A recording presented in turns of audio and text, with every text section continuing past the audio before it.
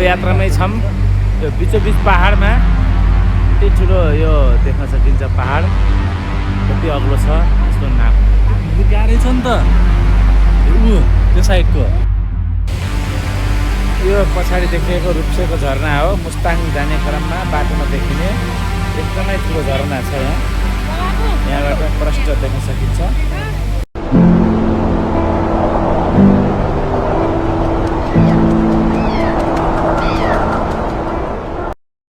हामी लेते भन्ने ठाउँमा आइपुग्यौँ। यहाँ एकछिनको विश्रामपछि चिया खाएर हामी अगाडि बढ्छौँ। अहिले चाहिँ हामी यताबाट अगाडि बढ्दैछौँ। एकदम आनन्दको दृश्य देखिराखेको छ। मनमोहक चिसो हावा चलिराखेको छ। हामी लेते आइपुग्दा यो भोटे कुकुरले घन्टी लेटे बार्दै आइरहेको छ। घन्टी पार्टीको हो क्या घन्टी बजाछ। ल मजाको सेल पनि आइपुग्यो। सेल र चिया खाने है लेते बजारको मजाको दौडमा राखेर ल्याएको। यो मार्फा बजारको जेरी गल्लीमा यस्तो चौरिकाहरू चाहिँ सजाएर उनीहरूले दुईवटा देखिएको। कति राम्रो चौरिकाहरू ट्याक्क हाम्रो स्वागत। आहा 50 रुपियाँ चढ पाइएको रहेछ। यहाँ रहेछ। अब यहाँ चाहिँ यसमा गाउँभित्रको सुन्दरता हेर्न चाहिँ यहाँ आउँनु पर्ने छ।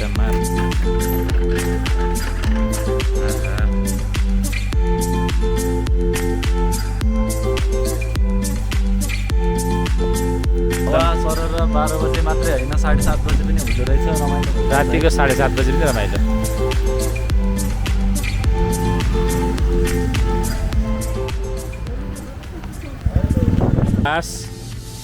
जोमसोमको होटल माउन्ट कैलाशमा हुँदैछ। भोलि बिहानै उठेर यहाँदेखि मुस्ताङ जाने कार्यक्रम हुन्छ। मुक्तिनाथ मन्दिर यो हाम्रो बस्ने छ। बस्ने स्ट्यान्ड आइपुग्यो। अब हामी यहाँ बस्न जाँदैछौँ सबैजना। बिहानदेखि हिँडेर थाकेको अवस्था। ल हुन्छ।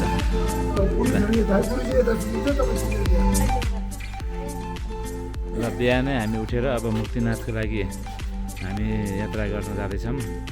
राति बसेर है भान्जाहरू दाईहरू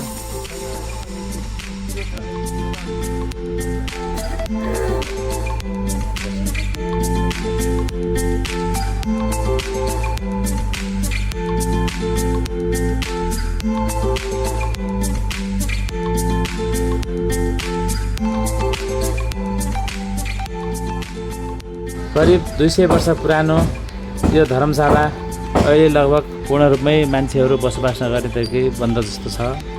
त्यही छिटपुट 1-2 जना साधु सन्तहरू बाहेकहरू यहाँ कोही छैनन्। र अहिले चाहिँ अरू राम्रो राम्रो लजहरू खुलेको हुनाले यो प्रयोगविहीन नै छ। आज वैशाखे कुशे औँसीको दिन, आमाको मुख हेर्ने दिन, माता तीर्थ औँसी। हामीलाई आज हामी मुक्तिनाथ आउने एकदम राम्रो साइत परेको रहेछ। आज हामी मुक्तिनाथको दर्शन गर्न लगभग आइपुगेका छौँ। अब केही छिनको हिँडाइपुग्छ हामी चाहिँ पुग्छौँ।